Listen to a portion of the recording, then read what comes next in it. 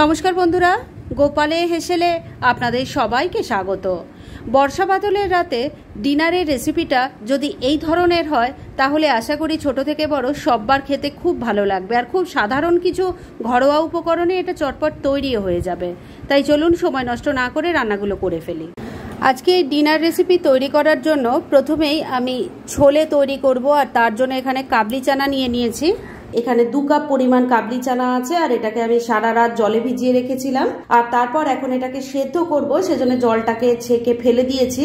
এবার একটা pressure cooker নিয়ে নিয়েছি, এর মধ্যে এই কাবলি চানাটা দিয়ে দিচ্ছি। এবার এর মধ্যে পরিমাণ মতো জল দিয়ে দিচ্ছি। এর মধ্যে এবার দিয়ে দিচ্ছি অল্প হলুদের গুঁড়ো, অল্প নুন দিয়ে দিলাম, অল্প তেল দিয়ে দিচ্ছি। এবার এই কাবলি চানার সাথে আমি কিছু মশলা দেব, তবে মশলাগুলো এমনি দেওয়া যাবে না, এর জন্য একটা পটলি তৈরি করব। সেজন্য আমি এটা একটু সরিয়ে রাখছি। আর এবার একটা সাদা সুতির কাপড় নিয়ে নিয়েছি, এর মধ্যে দিয়ে দিচ্ছি 2 চামচ চা পাতা। এর সাথে দিয়ে দিচ্ছি একটা তেজপাতা 2 টুকরো করে নিয়েছি, সেটা দিয়ে দিলাম। দিয়ে দিচ্ছি একটা স্টার অ্যানিস, দারচিনি একটা স্টিক দিয়ে দিলাম, 3টে এলাচ দিয়ে দিলাম, আর দিয়ে দিচ্ছি 4-5টা লবঙ্গ। এবার এটাকে বেঁধে একটা পটলির মতো তৈরি করে নিচ্ছি। এবার এই পটলিটাকে আমি জলের মধ্যে দিয়ে দিলাম। এর সাথেই দিয়ে দিচ্ছি অল্প একটু খাবার সোডা।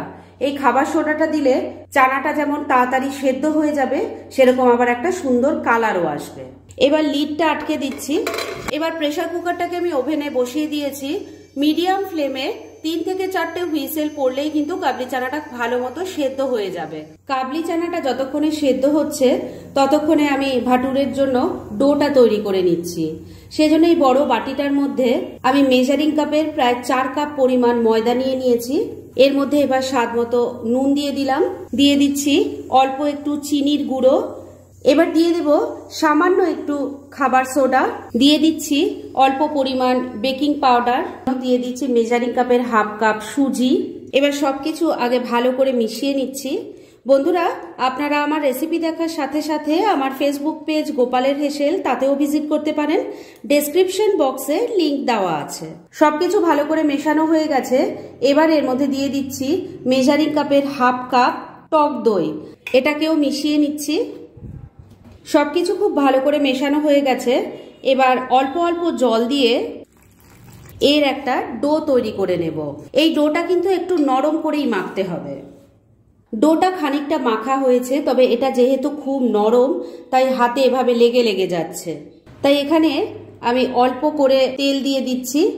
এবার এটা আবারও মেখে নিচ্ছি। অনেকেই হয়তো ভাবছেন যে তেলটা তো আগে দেওয়ার দরকার ছিল। এই ভাটুরে তৈরি করতে তেল কিন্তু আগে দেওয়ার প্রয়োজন পড়ে না, কেননা তেল যদি আগে দিই তাহলে সেটা ময়ানের কাজ করে, আর ভাটুরে তৈরির ক্ষেত্রে ময়ান দেওয়ার কোনো দরকার পড়ে না, কেননা ময়ান দিলে সেটা ক্রিস্পি হয়ে যায়, খেতে ভালো লাগে না।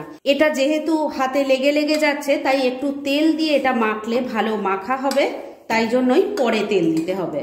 এবার এটাকে খুব ভালো করে এভাবে থুপে থুপে মেখে নিতে হবে। ডোটা ভালো করে মাখা হয়ে গেছে। এবার এর ওপর থেকে অল্প একটু তেল দিয়ে দিচ্ছি। তেলটা ভালো করে এর ওপর লাগিয়ে নিচ্ছি। এবার এটাকে আমি ঢাকা দিয়ে রেখে দিচ্ছি। আর ওদিকে কাবলি চানাগুলো সেদ্ধ হয়ে গেছে, চলুন সেটা এবার তৈরি করে ফেলি। এবার ডোটা রেস্ট হতে হতে ছোলেটা তৈরি করে নিই। তবে ছোলে সেদ্ধ করা কেমন হলো সেটা একবার দেখিয়ে দিচ্ছি। কাবলি চানার দানাগুলোর কত সুন্দর কালার এসেছে, আর সেদ্ধ কেমন হয়েছে আপনারা দেখতেই পাচ্ছেন, সব গোটা গোটা আছে, তবে হাতে নিয়ে একটু চাপলেই কিন্তু ভেঙে যাচ্ছে। এইভাবেই সেদ্ধটা করতে হবে, তাহলে দেখতে বা খেতে দুটোই ভালো লাগবে। এবার মূল রান্নাটা করার জন্য কড়াইয়ের মধ্যে তেল গরম করে নিয়েছি। এর মধ্যে প্রথমেই দিয়ে দিচ্ছি অল্প গোটা জিরে, দিয়ে দিচ্ছি একটা শুকনো লঙ্কা, এর সাথে দিয়ে দিচ্ছি অল্প একটু হিং। এবার ফোড়নটাকে একটু ভাজা ভাজা করে নিচ্ছি। ফোড়নটা ভাজা ভাজা হয়ে গেছে। এবার এর মধ্যে আমি মশলা দেব। প্রথমেই দিয়ে দিচ্ছি আদা, টমেটো আর কাঁচা লঙ্কার পেস্ট, মশলাটা দিয়ে দিলাম। এবার এর মধ্যে গুঁড়ো মশলাগুলোও দেব। প্রথমেই দিয়ে দিচ্ছি হলুদের গুঁড়ো, অল্প কাশ্মীরি মির্চ পাউডার দিয়ে দিলাম।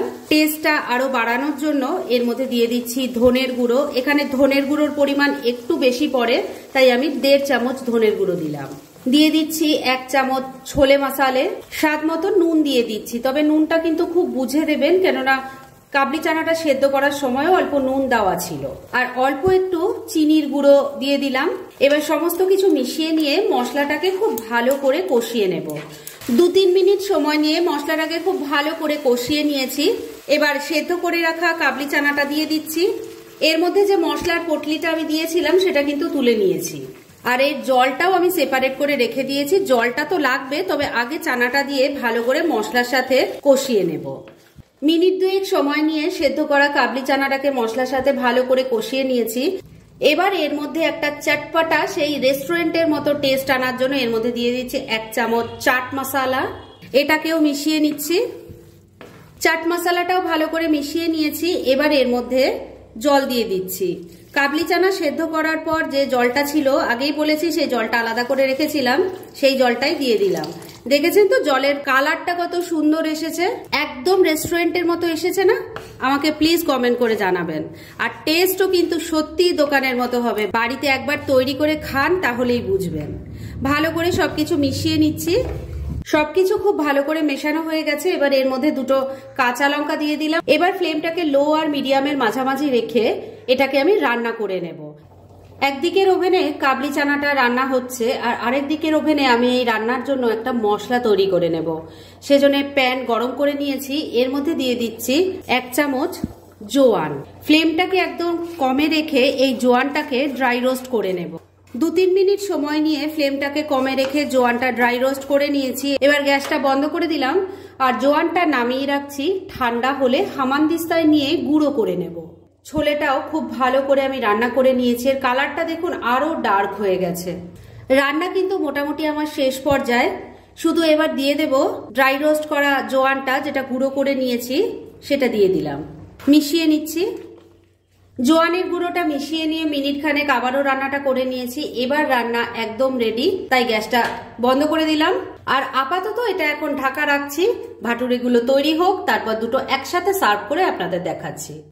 কাবলি চানাটা তো তৈরি হয়ে গেছে, আর ওই রান্নাটা করতে করতে ভাটুরের জন্য যে ডোটা তৈরি করেছিলাম সেটারও খুব ভালো মতো রেস্ট করা হয়ে গেছে। এবার এটাকে আমি আবারও একটু ভালো করে মেখে নিচ্ছি। ডোটা ভালো করে মেখে নিয়ে তার থেকে ছোট ছোট করে লেচি কেটে নিয়েছি, আর একটা লেচি নিয়ে নিয়েছি বেলার জন্য। একটু ময়দা ছড়িয়ে এই লেচিটা বেলে নেব। এই ভাটুরেগুলো একটু মোটা হয়, তাই সেইভাবেই বেলতে হবে। কয়েকটা ভাটুরে আমি ভালো করে বেলে নিয়েছি। আর এদিকে ভাটুরেগুলো ভাজার জন্য কড়াই রিফাইন অয়েলও গরম হয়ে গেছে। তেলটা প্রথমে খুব ভালো করে গরম করে নিতে হবে, আর তারপর মিডিয়াম ফ্লেমে এগুলো ভেজে নিতে হবে। দেখুন দেওয়ার সঙ্গে সঙ্গেই কিন্তু খুব সুন্দরভাবে ফুলতে শুরু করেছে। আর যখন এরকম পর্যায়ে আসবে তখনই কিন্তু উল্টে দেবেন। একটা ভাটুরে আমি উল্টে পাল্টে ভালো করে ভেজে নিয়েছি। দেখুন সুন্দর করে এটা ফুলেও উঠেছে। এবার এটাকে আমি তেল ঝরিয়ে তুলে নিচ্ছি, আর এইভাবে সবকটা ভেজে নিয়ে তারপর ছোলের সাথে একসঙ্গে দুটো সার্ভ করে আপনাদের দেখাচ্ছি। ফ্রেন্ডস, আমার আজকের এই দুর্দান্ত স্বাদের চটজলদি ডিনার রেসিপি একদম রেডি হয়ে গেছে এবং আমি সার্ভ করে দিয়েছি।